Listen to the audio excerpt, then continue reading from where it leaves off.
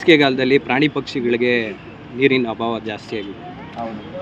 ನಮ್ಮ ಮನೆ ಹತ್ರ ನಾನು ಅಷ್ಟೇ ಒಂದು 2 ರಿಂಗು ವಾಡೆಗಳು ತಗೊಂಬಂದುಬಿಟ್ಟು ನೀರು ಮಾಡಿದಾಗಿಂದ ನೀವು ನಂಬಲ್ಲ, ಈ ಪಾರಿವಾಳಗಳಿರ್ಬೋದು, ಕೊಕ್ಕರೆಗಳಿರ್ಬೋದು ಬಂದು ಇಳಿದು ಕುಡಿತವೆ.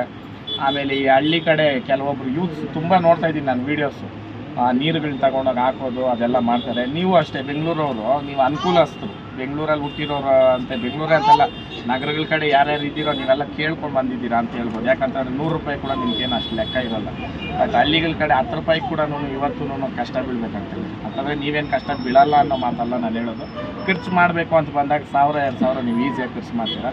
ಅದನ್ನೆಲ್ಲೋ ಒಂದು ಪ್ರಾಣಿ ಪಕ್ಷಿಗಳಿಗೆ ಮಾಡಿದ್ರೆ ಅದು ಕೃತಜ್ಞತೆ ನಿಮಗೆ ಅದು ಹೇಳೋಕ್ಕಾಗಲ್ಲ ಬಾಯಿ ಮಾತಲ್ಲಿ, ಬಟ್ ಭಗವಂತನ ಹತ್ರ ಲೆಕ್ಕ ಇರ್ತದೆ. ದಯವಿಟ್ಟು ಇದಕ್ಕೆಲ್ಲ ಸಪೋರ್ಟ್ ಮಾಡಿರಿ. ಆಮೇಲೆ ಆದಷ್ಟು ನಮ್ಮ ಹಳ್ಳಿಕಾರ ದನನ ಕಟ್ಟೋ ನಿಟ್ಟಿನಲ್ಲಿ ನಮ್ಮ ಹಳ್ಳಿಕಾರನ್ನ ಉಳಿಸ್ಕೊಂಡು ಬೆಳೆಸ್ಕೊಂಡು ಹೋಗೋಣ. ನವಂಬರ್-ಡಿಸೆಂಬರಲ್ಲಿ ಹಳ್ಳಿಕಾರ ರೇಸ್ ಇರ್ತೈತೆ. ದಯವಿಟ್ಟು ಎಲ್ಲರೂ ಬಂದು ಸಪೋರ್ಟ್ ಮಾಡಿರಿ. ಸಪ್ಲಾ ಮುಂದಿನಲ್ಲಿ ಜೈ ಹಳ್ಳಿಕಾರ.